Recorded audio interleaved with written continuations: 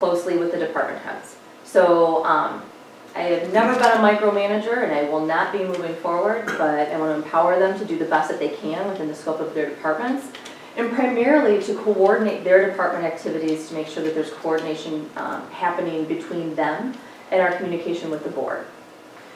So what's also unique about my position, because people usually will hear the chief administrative officer part, and they'll relate it to private company and their boards. And what's a little bit different is that I report to 7 bosses. The most principal one, and the one that I have probably the most communication with on a day-to-day, if not every other day basis, is the village president. But I report to all 7. So what's also unique, it's different from private sector, is that my board will change. It could change possibly every year. And if any of you, and I'm sure most of you, have worked with a lot of small groups, you know that one change within that group can change the entire small group dynamic. So a lot of where I tend to focus some time is collaborating amongst them. It takes 20 signatures to run for office. That's it. So the diversity amongst village boards can be just that, very diverse. But that's also one of the most exciting parts to me, because the thought process and the experience and the skills that come to the table in order to guide the decisions that are made in your community is just really great. As you can tell that process really, that process isn't for everybody, but it's definitely one for me, and I enjoy being a part of it. So, who elects the village board? You. So you should vote. I know we have a high voter turnout here, but please exercise your vote. So this is just kind of the quick overview of what happens here in the village, and I'm just going to go over it in brief detail.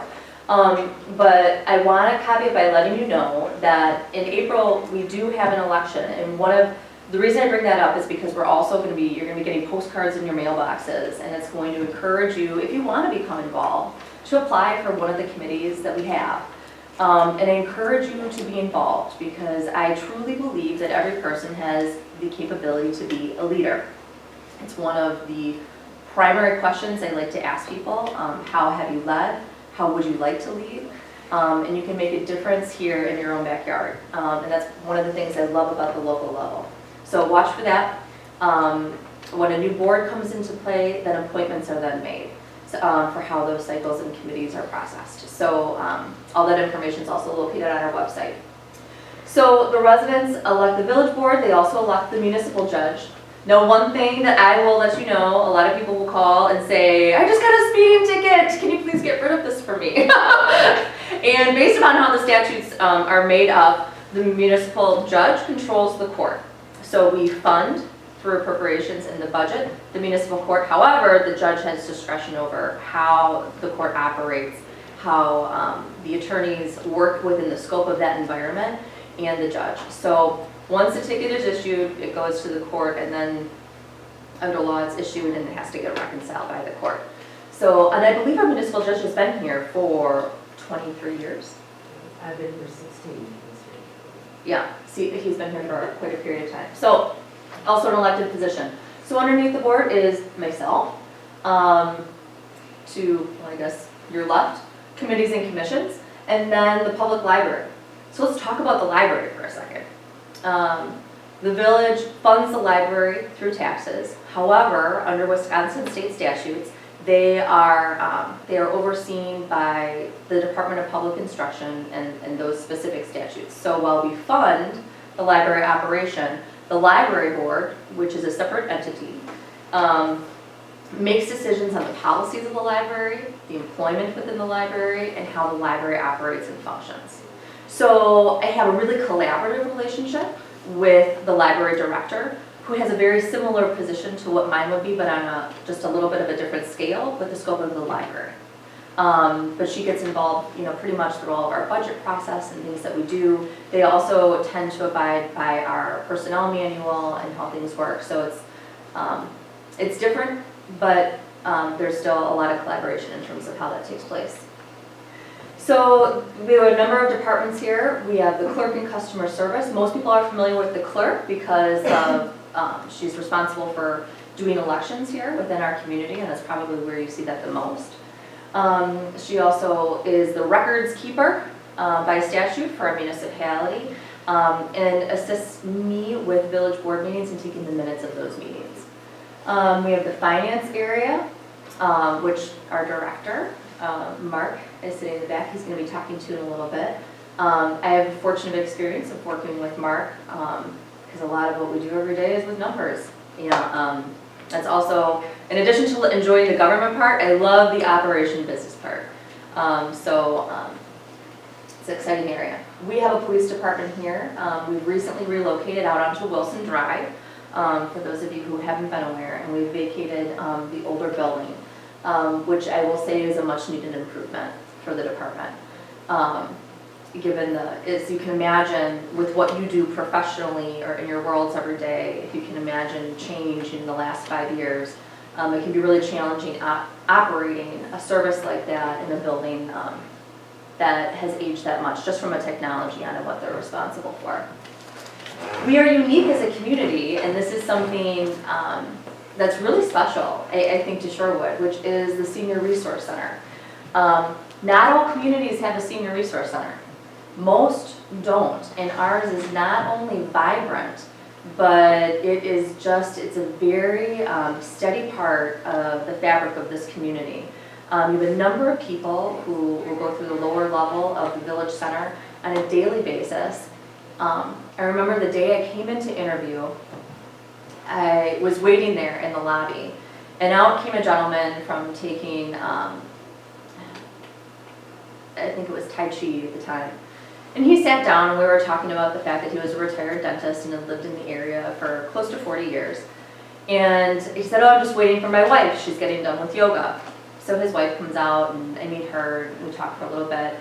And down the stairs to the village center came their daughter, who lives down the block from them. And with her following in tow were 2 little girls. And they all just kind of met in the lobby as if it was something they did every day, and they left for lunch. And I thought to myself, wow, that doesn't happen every day, but it does happen here, and it happens with a great level of frequency. I don't know who said that they've moved within a block or so of their children, but Shorewood has this amazing generational attribute to it, and something that I really think is something to be celebrated. Sorry, thanks for listening to the story. Then we have Public Works.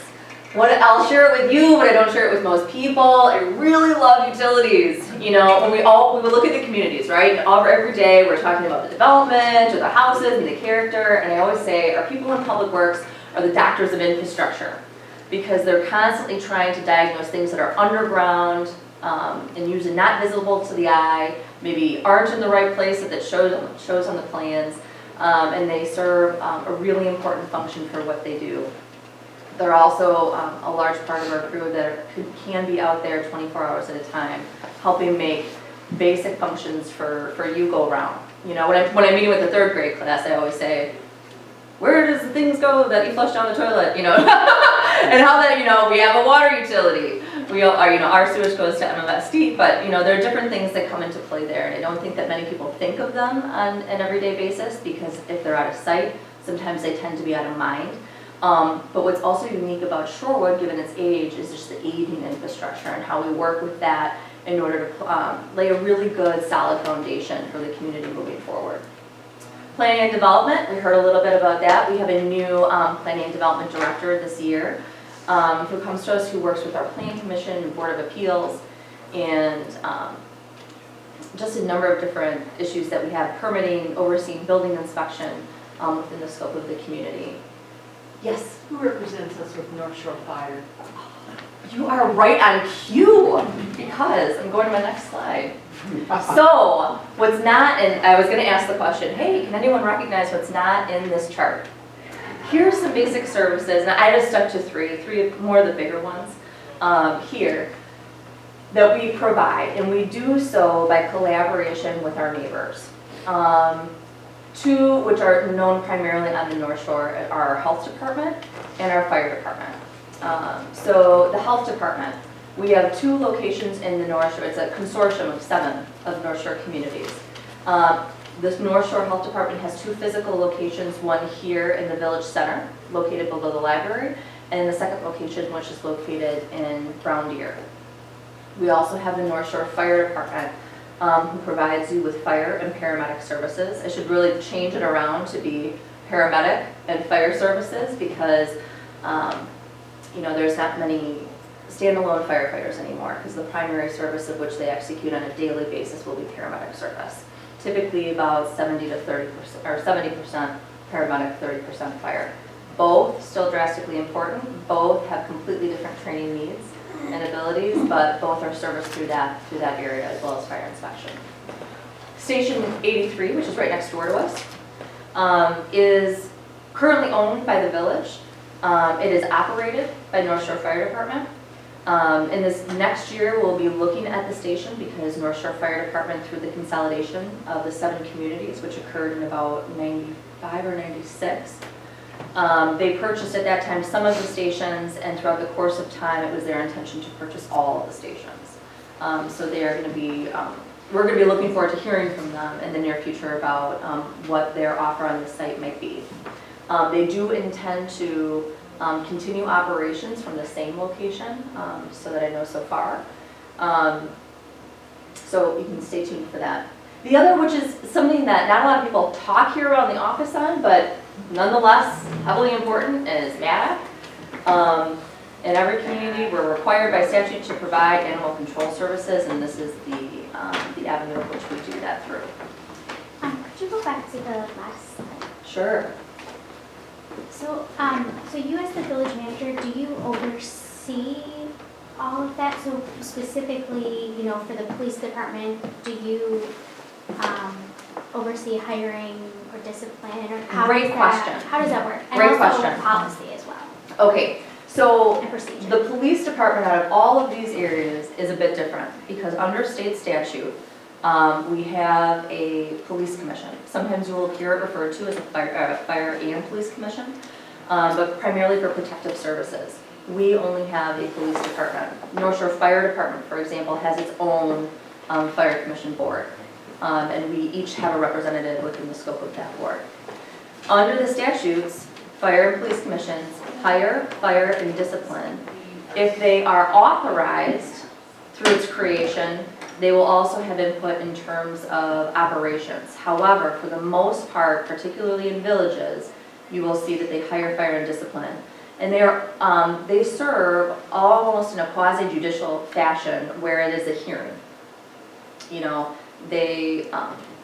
If someone is called in for discipline, we would have, our police chief and the village represented with one legal counsel, the commission represented with their own legal counsel, and then typically an officer would have their own. And it's in a hearing of sorts. So it's very regimented under the statutes. So in the police department, we have standard operating procedures, which is very typical for every police department because, as you're aware, they go through a whole scope of things that we don't do here at Village Hall. So they will run by those, and the chief has different jurisdictions by statute. However, as we operate here as a village, the chief does report to me. So while I don't get stuck in the minutia of how he's going to write a procedure relative to conducting a stop, we do coordinate significantly on employment in terms of being informed of that. I don't do the hiring for those positions, but there's definitely we control the administration that happens for that, payroll, things of that nature, and then of course the budgetary functions that come with the village. So, I'm sorry, so she was sort of thinking along the same lines that I was, in that, like, if we as residents wanted to see more police officers, how would we go about asking for that as residents of Shorewood? That would be a request that you would make of the village board. And it would need to get done through the budget allocation. Here's what's challenging about budgets in the state of Wisconsin. And this I'll just share it as like kind of the precursor to the discussion. The state has imposed levy limits. So we set a levy each year, and it cannot be increased more than our percentage of net new construction. So I share that with you because they directly interplay. Unless you go out and borrow above that, but then there are negative implications that can also happen with formulas, which I won't get into because I don't want to bore anyone. So it's a very, it's a challenging balancing act. We have had the same amount of officers for over the last 20 years, I want to say at least 25. But the nature of crime has also changed. You know, when you look at, and I encourage any of you to go to our website and look at our annual report from 2017, because you will see the numbers decrease every year for the last 10 years. The same thing right now, you know, there's been stories about it in, you know, the city of New York. Why it's happening all the time, you know, we're not necessarily sure. The nature of policing has also changed.